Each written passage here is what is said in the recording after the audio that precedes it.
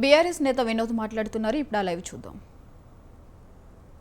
పార్లమెంట్లో సుప్రీంకోర్టు ఇచ్చే తీర్పును అధిగమించే విధంగా దాన్ని ఓవర్కమ్ కావడానికి మరి మేము ప్రయత్నం చేస్తున్నాము అని చెప్పి ఒక్కసారైనా రాహుల్ గాంధీ మాట్లాడిండా, ఖార్గే గారు మాట్లాడినరా?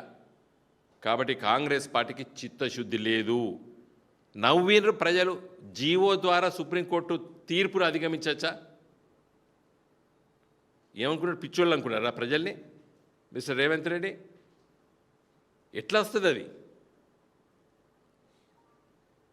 మా దగ్గరికి మా పార్టీ నాయకుల దగ్గరికి మా వాళ్ళు మరి మాకు బీఫామ్ ఇస్తారా, అది ఇస్తారంటే అసలు కానే పోదని మొదలు చెప్పారు. ఎందుకంటే రాజ్యాంగంతో నడుస్తుంది ఈ దేశం. ఎట్లా పడితే అట్లా జరగదు. తర్వాత బీజేపీ ఒక బాధ్యతాయుతమైనటువంటి పదవిలో ఇలా మోడీ గారు ఉన్నారు. 2014 ఇలా 2025 11 సంవత్సరాలు పరిపాలన. మరి వీళ్ళు కూడా సుప్రీంకోర్టు తీర్పు ఇచ్చింది. వోడాఫోన్లో ట్యాక్స్ కట్టాలని చెప్పి తీర్పిస్తే కాంగ్రెస్ అధికారం ఉన్నప్పుడు ఒక చట్ట సవరణ చేసిండ్రు.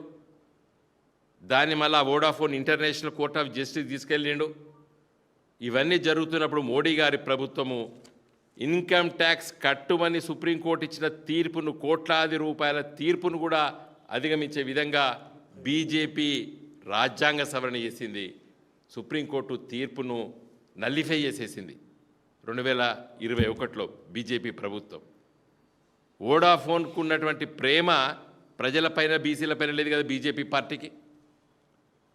ఇట్లా చెప్పకపోతే ఇది కోర్టు వాదనలు కావు. ఒక 10-20 కేసులు నేను సైడ్ చేస్తా.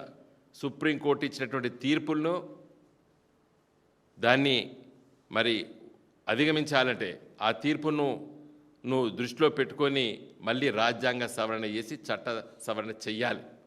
ఇన్కమ్ ట్యాక్స్ చట్టాన్ని సవరించారు బీజేపీ ప్రభుత్వం. పార్లమెంట్లో తీర్పు అనేది ప్రజాక్షేమం కాదు, ప్రజా సంక్షేమం కాదు. ప్రజలకు రాజ్యాంగం హక్కుల ద్వారా సుప్రీంకోర్టు తీర్పు ఇవ్వచ్చు. అసలు 9th షెడ్యూల్ ఎందుకు పెట్టినరు? కొన్ని చట్టాలని రాజ్యాంగంలో ఉన్నటువంటి ప్రాథమిక హక్కు